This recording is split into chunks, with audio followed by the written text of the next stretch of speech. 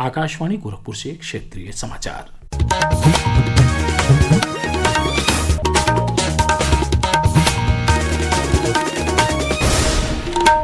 नमस्कार, समाचार बुलेटिन के साथ मैं वेद प्रकाश पाठक।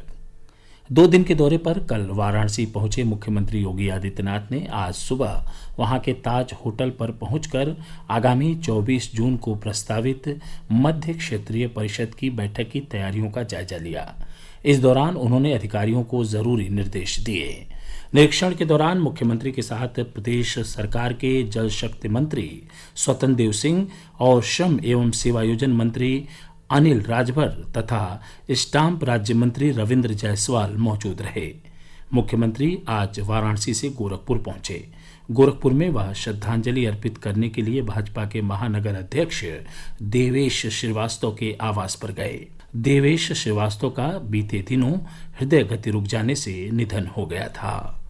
केंद्र सरकार ने देश के अलग अलग भागों में 2000 ड्राइविंग प्रशिक्षण स्कूल खोलने का निर्णय लिया है। नई दिल्ली में एक कार्यक्रम में कल केंद्रीय सड़क परिवहन और राजमार्ग मंत्री नितिन गडकरी ने कहा कि ये प्रशिक्षण स्कूल देश के पिछड़े और जनजातीय क्षेत्रों में खोले जाएंगे।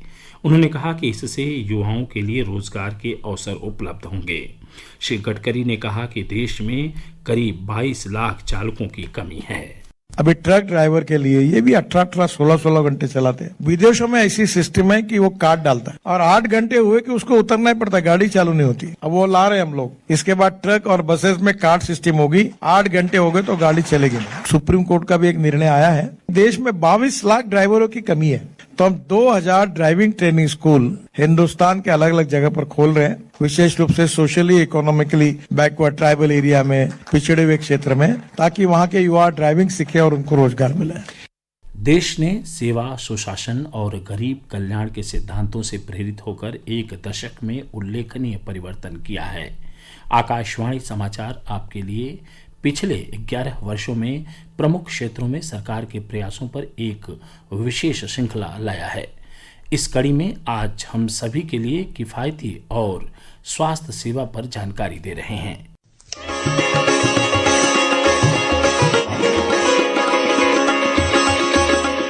आयुष्मान भारत जैसी प्रमुख पहलों ने लगभग 55 करोड़ लोगों को वित्तीय सुरक्षा प्रदान की है, जबकि आयुष्मान वय वंदना योजना के अंतर्गत 70 वर्ष और इससे अधिक आयु के सभी वरिष्ठ नागरिकों को स्वास्थ्य सुविधाओं का लाभ दिया गया है। आयुष्मान भारत डिजिटल मिशन ने स्वास्थ्य सेवा वितरण को आधुनिक बनाया, जिसके अंतर्गत 78 करोड़ से अधिक आयुष्मान भारत स्वास्थ्य खाते बनाए गए हैं। इसके अलावा पीएम आयुष्मान भारत स्वास्थ्य अवसंरचना मिशन के अंतर्गत स्वास्थ्य सेवा के बुनियादी ढांचे का तेजी से विस्तार हुआ है। पूर्वोत्तर में असम में पहले एम्स सहित कई राज्यों में एम्स की स्थापना और विस्तार विकेंद्रीकरण और चिकित्सा शिक्षा के लिए सरकार की मजबूत प्रतिबद्धता को दर्शाता है। सरकार ने कोविड-19 महामारी के दौरान पहला मामला दर्ज होने से पहले हवाई अड्डों पर स्क्रीनिंग से लेकर वैक्सीन टास्क फोर्स का गठन और तुरंत देशव्यापी लॉकडाउन लगाने तक त्वरित और साहसिक कदम उठाए। इसके अलावा कोविन प्लेटफॉर्म के माध्यम से सुचारू रूप से वैक्सीन वितरण सुनिश्चित किया गया। 220 करोड़ से अधिक खुराकें दी गई, जबकि ई संजीवनी ने टेली कंसल्टेशन को सक्षम बनाया, जिससे मरीज घर से चिकित्सकों से जुड़े रहे। विष्णु की रिपोर्ट के साथ समाचार कक्ष से मैं सरफिरोजी।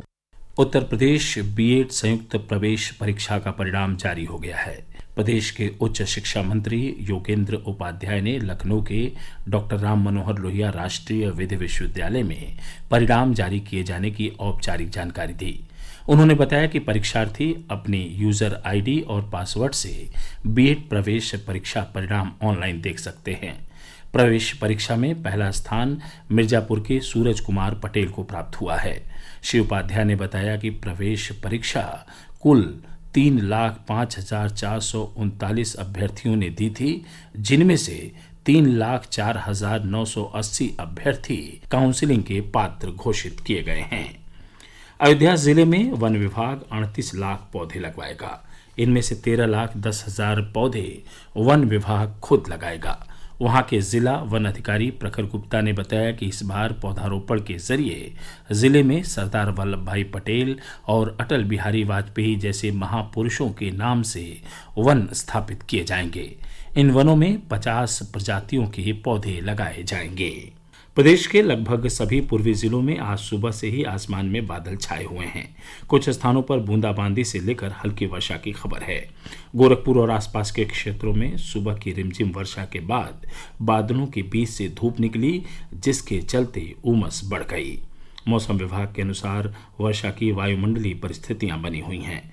अगले 48 घंटे के दौरान कई स्थानों पर गरज चमक के साथ हल्की से मध्यम वर्षा का पूर्वानुमान है। समाचार समाप्त हुए। नमस्कार।